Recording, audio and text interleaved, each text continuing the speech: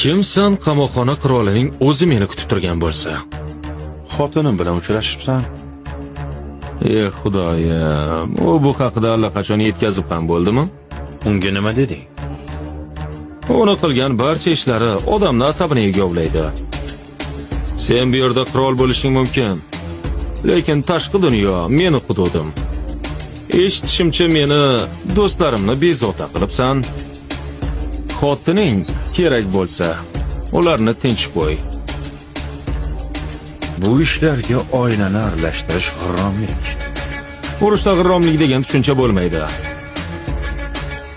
Nima deysan? Gullarni sen yubordingmi? Nima haqida gapiryapsan? Ular seni nomingdan kelibdi. Nega menga ularni yubording? Qanaqa gul ekan? Xrizantema, kamiga oppoq rangda. Bular dafn marosimi uchun. Sen esa adashib menga yubordingmi? Ularni sen yubordingmi? Sen meni xotinimga 34 ta oq xrizantema yubordim. U 34 yoshda, to'g'rimi?